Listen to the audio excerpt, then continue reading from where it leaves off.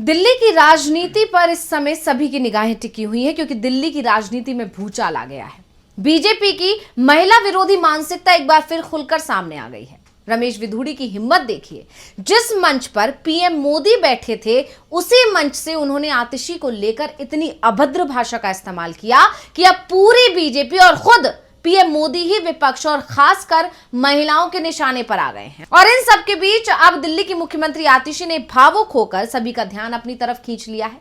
जानकारों का कहना है कि बीजेपी अपनी राजनीति के लिए किसी भी हद तक जा सकती है, तो कैसे अपनी राजनीति चमकाने के चक्कर में उल्टा फंस गई बीजेपी, इसी पर हम अपनी स्पेशल रिपोर्ट में करेंगे चर्चा। और क्यों चर्चा हो रही है पीएम मोदी की और क्यों चर्चा हो रही है बीजेपी की महिला विरोधी मानसिकता की, इस पर भी करेंगे बात। नमस्कार, मैं हूं अंशिता। अरे ये मार्लिना, ये तो सिंह बन गई भैया, चेहरा ही नाम बदल दिया। केजरीवाल ने बच्चों की कसम खाई थी, भ्रष्टाचारी कांग्रेस के साथ नहीं जाऊंगा।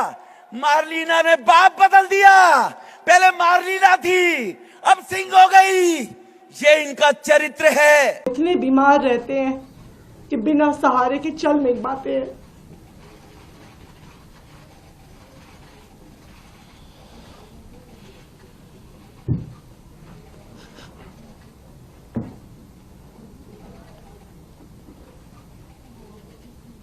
आप चुनाव के लिए इतनी घटिया हरकत करेंगे? कैसे बुजुर्ग व्यक्ति को गालियां देने पर उतर आएंगे? दिल्ली विधानसभा चुनाव से पहले ही बीजेपी की तरफ से विवादित बयानों की शुरुआत हो गई है, या ये कह सकते हैं कि बाढ़ आ गई है। चुनाव कहीं भी हो, बीजेपी के नेताओं की तरफ से जिस तरह के विवादित बयान दिए जाते हैं उसे लेकर हर बाल बवाल मचता है। लोकसभा और विधानसभा चुनाव में तो पीएम मोदी और योगी आदित्यनाथ के बयानों को लेकर भी सवाल उठ चुके हैं, लेकिन हर बार चुनाव आयोग बीजेपी नेताओं की ढाल बन जाता है। इस बार तो चुनाव आयोग के पास कहने को भी है कि आचार संहिता नहीं लगी है, इसलिए अगर बीजेपी का कोई नेता बयान दे रहा है तो वो कोई कार्रवाई नहीं कर सकता। दरअसल बयान दिया है पूर्व सांसद और दिल्ली की कालकाजी विधानसभा सीट से बीजेपी के उम्मीदवार रमेश विधुड़ी ने।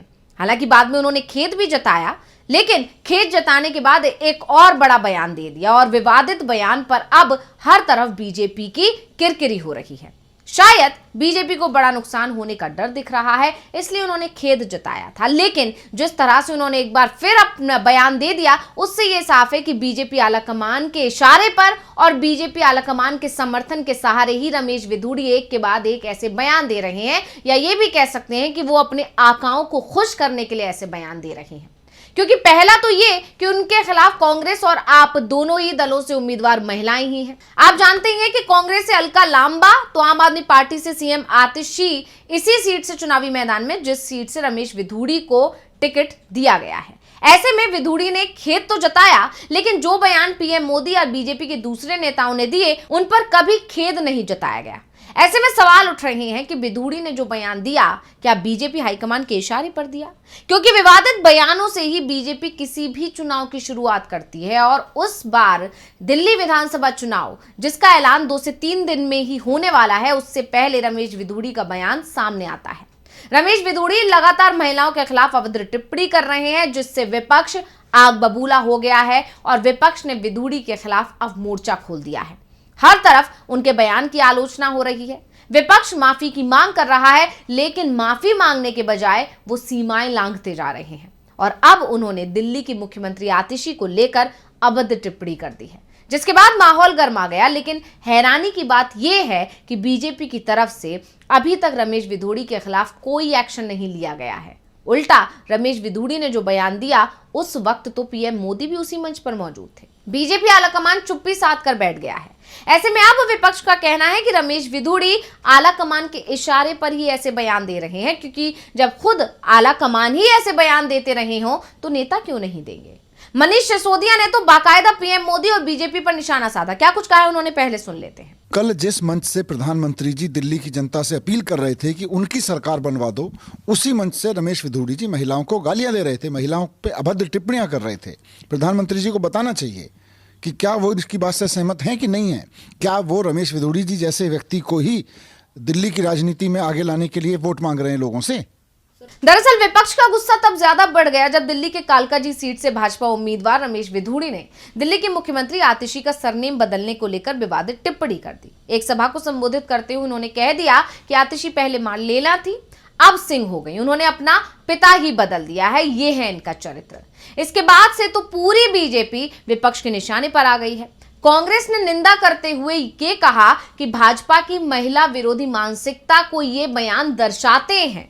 वहीं कालकाजी से कांग्रेस उम्मीदवार और महिला कांग्रेस अध्यक्ष अलका लांबा के नेतृत्व में महिला कांग्रेस कार्यकर्ताओं ने विधूड़ी का पुतला भी फूंक दिया।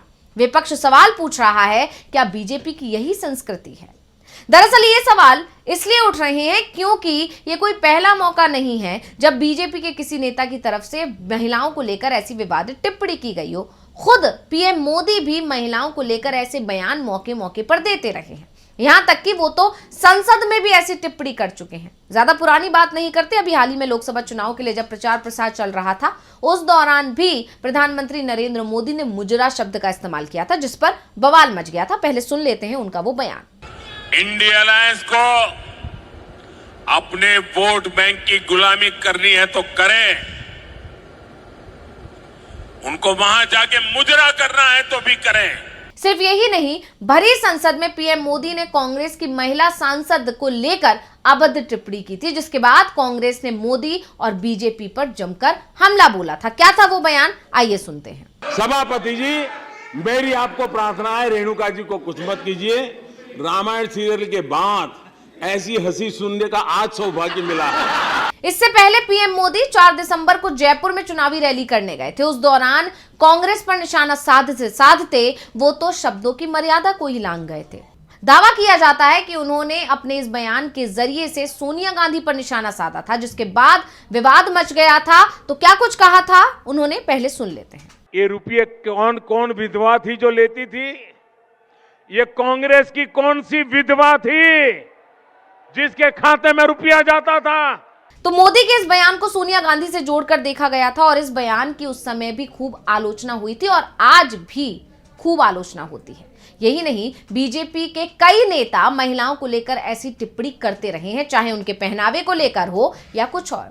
ये सब देखकर कहा जाता है कि पूरी की पूरी बीजेपी की मानसिकता ही ऐसी है। और अब जब रमेश विधूड़ी ने ऐसा बयान दिया और वो भी पीएम मोदी के सामने दिया और उस दौरान पीएम मोदी ने उन्हें टोका नहीं, उनको डांटा नहीं, तो इसको लेकर अब ये कहा जा रहा है कि कहीं ना कहीं विधूड़ी ने जो ये बयान दिया है वो अपनी राजनीति को देखते हुए दिया है और कहीं ना कहीं आला कमान की इसमें सहमति है, उनका समर्थन है और उन्हीं के इशारे पर इस तरह की विवादित टिप्पणियां की जा रही हैं। और इसी के चलते अब पूरी की पूरी बीजेपी विपक्ष ही नहीं, आम जनता के निशाने पर भी आ गई है। तो रिपोर्ट आपको कैसी लगी, हमें कमेंट करके अपनी राय जरूर दीजिएगा। इसी के साथ देखते रहिए डीवी लाइव और मुझे दीजिए इजाजत। नमस्कार।